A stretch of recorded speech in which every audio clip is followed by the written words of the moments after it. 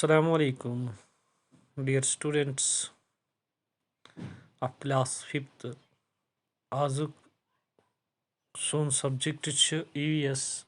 यथ मज परान सीड्स एंड सीड्स कल रोट अस गोडनु क्लास अत यथ मज गोपाल सज अख इंटरेस्टिंग स्टोरी बूज तो लास्ट पे वुच कि हाउ सीड्स आर स्प्राउटेड यानी बेल फलन कच कुल फटान आज पकनावन यह चैप्टर ब्रो यथ मज लिखित do this and find out यानी करू सा पत वुचु सा क्या मिलो तय do you remember that in class 4th you do an activity with seeds क्या तो याद क्लास 4 मज इन दो तत हसा करे इमन सीडन सतन activity now try another one. Now today we will do another activity at home and find out what will we get. यह वन ओडे टेक सम चना एंड 3 बाउल्स कह चन यम इजीली घर अवेलेबल आसान बे 3 कटोर आन 3 बाउल आन पुट 5 चनाज इन फर्स्ट बाउल गोडनिच बाउल निश नंबर 1 बाउल निश तथ मज त्रो 5 चन and fill it with water pat traw ath muz aab put a damp piece of cloth or some cotton wool in the second bowl pat karo is kam दुयमी bowl मज त्रो damp piece of cloth यानी कि थोड़ा अदरियामुत कपड़ टुकड़ा या काटनुक फम वम कह सह त्रो अदरित अत मज now keep the same number of चनाज इन इट बे त्रो अत मज ते कह चन फल यानी 5 फल त्रो अत मज make sure that the cotton wool or cloth remains wet यह थवन ख्याल यह रोजन कपड़ टुकर या यह वूल अत मज त्रावान कॉटन त्रावान अत मज तो यह रोजन क्या wait now do another activity put the same number of चनाज इन द थर्ड बाउल 3मी बाउल मज त्रो इती चन यानी 5 चन फल do not put anything else in it बे त्रो ना अत मज कहीं cover all the 3 bowls 3 bowl थो कवर कर वो ढक्कन पे observe 2 days and note the change in the bowl 2 दोहन करो अत नजरा दमो वो इन बाउलन मज क्या चेंज ओडे वन ऑब्जर्वेशन क्या कर are the seeds getting air गोडनेथ वुचन कि हवा इन मिलान दुयम are the seeds getting water क्या इन आब मिलान त्रीम one what changes did you see क्या इन मज कुछ चेंज आए हैव द सीड्स स्प्राउटेड क्या लगे फटने इन लोग कुल जिन इस गोडनिच चेंज अत मज वन आर द सीड्स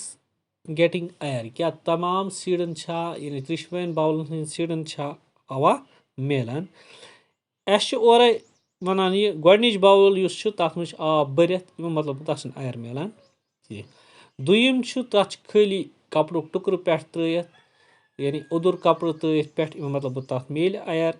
तो 3 बाउल तथ मज न आब न वेट कपड़ तो इसलिए मिल तथ ते एयर पे दुयम एक्टिविटी अत मज वन यह दुयम ऑब्जर्वेशन वन कर सह क्या are the seeds getting water आब 3 मिलान कटोर यानी अकिस मज गोडनिकस मज आब त्रोमुत यानी आब मिला तथ दुयमिस वेट क्लोथ यानी तथ हवा जाय यल तथ मगर मॉइस्चर त मज वेट मीनस गो तथ आब सह अदर दज मतलब आब त्रिन त मिलान त्रीम मज त्रोवनी कम बला मतलब तथ मिल आब कह व्हाट चेंज डिड यू सी वो क्या चेंज यानी चेंज कुस गई इन मज गोडनिकस मज चनाज हैव स्वेलड अप यानी कि गोडनिच मज खाली आब यूत त्रोमुत हसा हन चना यानी हने आए दुयमिस मज तने आए चन क्या तथ मज मॉइस्चर आब सत मतलब तथ मज स्वेलिंग गमज तमिन त्रीमिस मज नो अत लिखो चनाज हैव नॉट स्वेलड हने आए नहीं कि क्या न तथ मज आब न तथ मज मॉइस्चर त्रीम activity have the seeds sprouted क्या इमन जाया कुल फटा यानी गोडनिकिस मज अस खाली आबे योत त्रोमुत हवा तिमन मिलान कहीं यानी एयर तरूरी वाटर तरूरी फॉर स्प्राउटिंग तवे किन करे युस गोपाल सज मज तिम करे गोड वजवाए चन पत थायन कथ मज अकिस दज मज तिक्याज तिम दज मज अस तथ एयर जरूरी फॉर स्प्राउटिंग यतत क्या वुचान यतत थो खाली वजवन यूत चन अत मिला एयर कहीं इम मतलब गो अत फट कुल कहीं दुयम तथ मज वेट क्लोथ थोमुत तथ मज पूर सह आब सत भरित कटोर थोमज कहीं तथ मिलान मॉइस्चर यानी आब मिलान एयर मिलान इम मतलब गो तक फट कुल त्रेमिस मज न आब न एयर अत मज मगर आब अत मज ये अत आबे मज कहीं यानी एयर अत मिलान सही सठा मगर आब न मिलान कहीं तो देयर फोर अत गि स्प्राउटिंग कहीं इम पत पको ब्रो कुन अत मज क्या वनान now we have to write the answer of these questions in which bowl did the seeds sprout what difference did you see between this bowl and other bowls दबान इमो त्रो बाउलो मज कथ मजन यम चन फल या सीड्स यम अत मज यानी बेल फल कथ फट कुल तो इमन त्रेन मज क्या डिफरेंस वुच यानी कि अत मज कुल फट बकन दोन सत क्या difference rose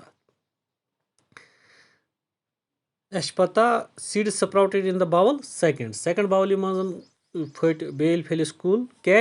in this bowl seeds could get sufficient quality of both moisture यानी कि तथ मज मिले तिमन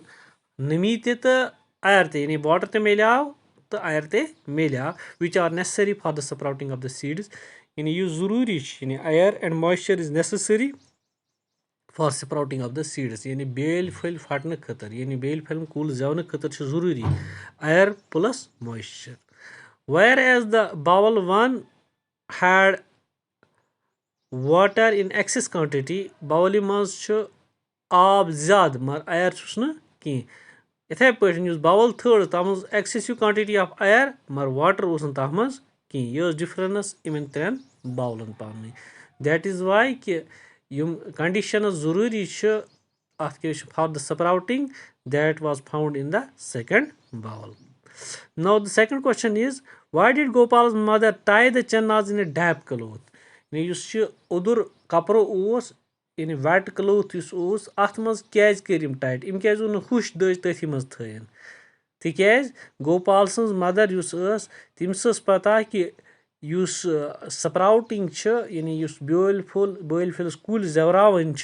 इम खतर गस प्रॉपर मॉइस्चर त एयर त यानी कि नमी त गई तो बे एयर त अगर हम चीज दुशवे आसन कहीं तो बेल फलिस हेक कुल जेथ कहीं तो इत पे करो आजुक क्लास ये इख्तिताम इजाज़त अस्सलाम वालेकुम।